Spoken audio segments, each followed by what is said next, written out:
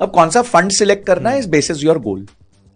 अगर आपका गोल लंबा है, यानी आप रिटायरमेंट का प्लान कर रहे हो 10 साल, 20 साल, 25 साल, तो आप ज्यादा पैसा स्मॉल एंड मिड कैप में डाल सकते हो, क्योंकि उसमें कंपाउंडिंग का स्कोप ज्यादा होता है, ग्रोथ का स्कोप ज्यादा होता है, क्योंकि छोटी कंपनी का बड़ा बनना आसान होता है। पर अगर आपका गोल छोटा है, 5 साल का है, 6 साल का, आपको गाड़ी चाहिए, आपको कोई घर लेना है, उसके लिए डाउन पेमेंट करनी है, या फिर आप में कोई आपकी खुद की मैरिज है, आप मैरिज के लिए पैसा इकट्ठा कर रहे हो, तो then you can not take a lot of volatility. कभी कभी मार्केट से ना एक्सटेंडेड टाइम के लिए फ्रीज हो जाती है, मतलब वो एक ही रेंज में चलती रहती है।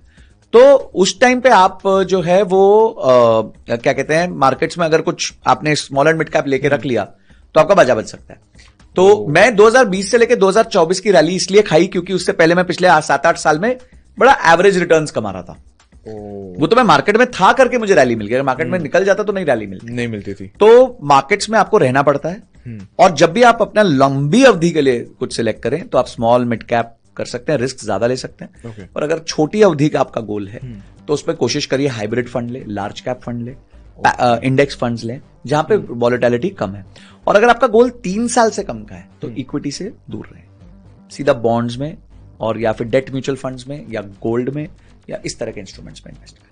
बड़ा सिंपल रूल बस। ओके। और सर अगर कैसे आइडेंटिफाई करें, कोई ऐसा वेबसाइट है जहां पे समझ में आ गया कि लार्ज मिड कैप्स ये होते हैं, स्मॉल मिड सारी है आजकल तो, बहुत सारी एंड मनी है, जीरोधा का कॉइन है, ग्रो है, तो यहाँ पे पता लग जाएंगे कि बिल्कुल लार्ज आप पूरा चेक कर सकते, लार्ज कौन से, उसमें टॉप बेस्ट कौन सा चल रहा है। आप देखिए कि कौन से म्यूचुअल फंड ने पिछले 5 साल में सबसे ज्यादा रिटर्न दिए, 5 साल से ज्यादा भी देखिए, 10-10 साल में किसने सबसे ज्यादा रिटर्न दिए हैं, किसका एक्सपेंस रेशियो कम है। हर म्यूचुअल फंड अपना एक एक्सपेंस रेशियो रखता है। एक्सपेंस रेशियो का मतलब होता है कि समझो अगर म्यूचुअल फंड 100 रुपए मैनेज कर रहा है तो वो उसमें से अपनी भी तो फीस रखेगा ना, क्योंकि उसको भी तनख्वाहें देनी है, उसको भी पैसे कमाने हैं। तो वो फीस सबसे कम कौन ले रहा है?